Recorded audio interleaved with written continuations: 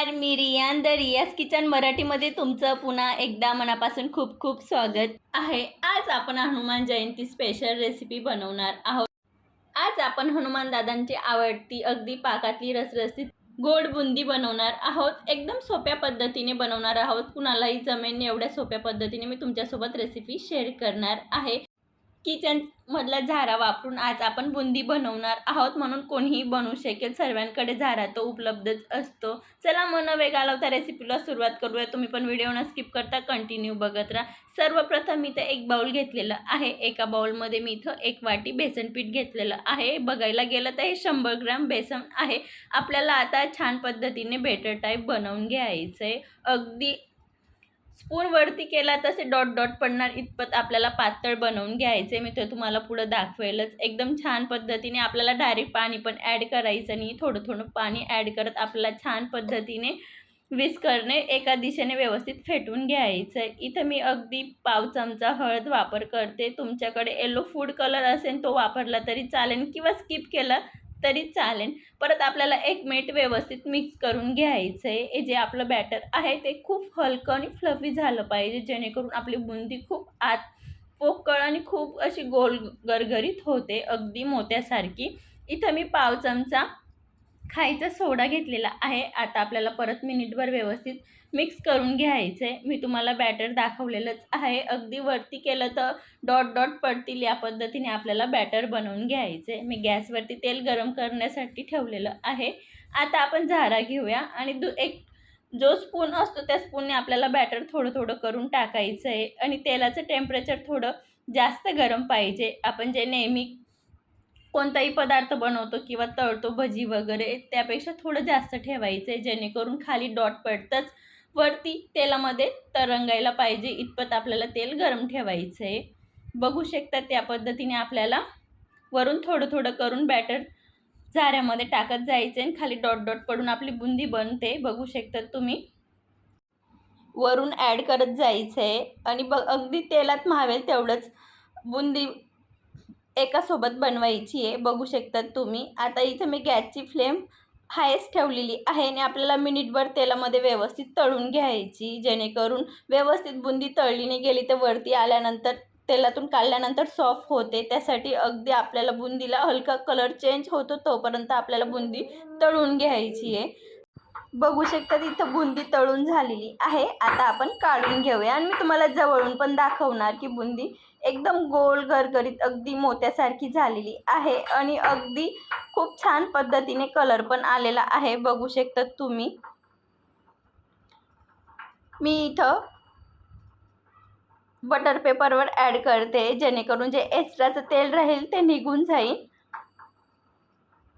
बघू शकता त्या पद्धतीने मी एकाच टायमाला जेवढी बसेल तेवढीच बुंदी बनवलेली आहे। परत आता आपल्याला सेम तसंच झारा पकडायचा आहे आणि वरून बेसनचं जे बॅटर आहे बुंदीचं ते आपल्याला थोडं थोडं करून झाऱ्यामध्ये ॲड करायचं आहे। डायरेक्ट एक सोबत पण टाकायचं नाही आहे, नाही तर आपली बुंदी गोल होणार नाही। आणि लक्ष ठेवायचं की बुंदी बनवताना गॅसची फ्लेम सुरुवातीला आपल्याला हायस्ट ठेवायची आहे, नाही तर चिप्पट होणार, बुंदी गोल होणार नाही गॅसची फ्लेम किंवा तेल कमी गरम असेल तर। त्यासाठी गॅसची फ्लेम इथं फुलच ठेवायची आहे।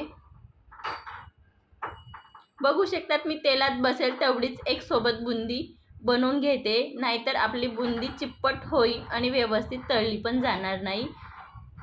जवळपास एका बॅचमध्ये आपला जो भाजीचा स्पून असतो त्या स्पून इतकं बॅटरचीच बुंदी बनते। बघू शकतात तुम्ही। आणि बुंदी बनवताना झारा शक्यतो होईल तेवढा वरतीच पकडायचा आहे, जेणेकरून डॉट खूप छान पद्धतीने खाली पडतो बॅटरचा आणि बुंदी खूप छान पद्धतीने गोल होते। बघू शकतात आपण जराही बुंदीचा झारा न वापरता अगदी किचनमधल्या झाऱ्याने इथं गोल गरगरीत बुंदी बनवून घेतलेली आहे।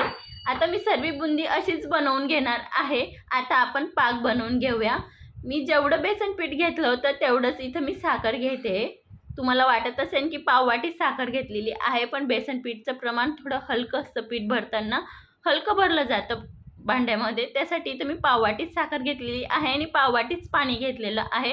परत आपल्याला आता व्यवस्थित साखरला मेल्ट करून घ्यायचं आहे। बघू शकता त्या पद्धतीने। आणि अगदी आपल्याला जास्त पाक वगैरे बनवायचा नाही, अगदी आपण गुलाबजामला बनवतो त्यापेक्षा थोडा आपल्याला जास्त 1-1.5 मिनिट गॅस ऑन ठेवायचा आहे. इथं मी ऑरेंज फूड कलर वापरते, याच्याने बुंदीला अगदी मार्केटसारखा कलर येणार. इथं मी गॅसची फ्लेम बंद करून दिलेली आहे आणि जे आपलं साखरचा पाक आहे तो आपल्याला बोटाला गरम लागेल इतपत गरम ठेवलेला आहे. आता आपल्याला परत व्यवस्थित 2 मिनिटासाठी मिक्स करून घ्यायचं आहे. बघू शकतात आपली बुंदी खूप छान बनून तयार झालेली आहे. अगदी मार्केटपेक्षा छान दिसते. मी तर 2 मिनिटं व्यवस्थित खाली वरती करून 5 मिनिटं साईडला ठेवून दिलेलं होतं. 5 मिनिटानंतर मी तुम्हाला परत दाखवते. पाकात बुंदी ॲड करताना फिंगर टाकून चेक करायचं की हलका पाक गरम पाहिजे, जेणेकरून बुंदी अगदी रसरसीत होते आणि आतपर्यंत पाक जातो. मी तर 5 मिनिटासाठी पाकामध्ये बुंदीला राहू दिलेलं होतं मुरण्यासाठी. त्याच्यानंतर आपण झाऱ्याने एकदम व्यवस्थित काढून घ्यायचे. जे एक्स्ट्राचा पाक आहे तो खाली राहायला पाहिजे, यासाठी आपण इथं झाऱ्याचा वापर केलेला आहे. मी सर्व बुंदीला एका पेपरवर काढून घेतलेलं होतं. जे एक्स्ट्राचं आहे ते पेपरला लागून, आणि इथं मी तेल गरम असल्यामुळे थोडी शेव पण बनवलेली होती. मी इथं जी बुंदी बनवलेली तिला 2 पाटामध्ये डिवाईड केलं. एकामध्ये मी थोडं मेलन सीड आणि ड्रायफ्रूटचे काप ॲड केलेले आहेत. मी अर्ध्या भागामध्ये मी थोडं जे आपलं गाठिया शेव असते ते मी ॲड केलेली आहे. आमच्याकडे हनुमान जयंतीला या पद्धतीने प्रसाद बनवला जातो, शेव आणि बुंदीचा. काही ठिकाणी बुंदी आणि मेलन सीडनी ड्रायफ्रूटचे काप करून असाही हनुमान जयंतीला प्रसाद बनवलेला मी बघितलेला आहे. मी आज तुमच्यासोबत Hanuman Jayanti special 2 प्रसादांची recipe share केलेली आहे. अगदी ते हनुमान दादांना खूप आवडतात. आजचा व्हिडिओ कसा वाटला कमेंटमध्ये नक्की सांगा.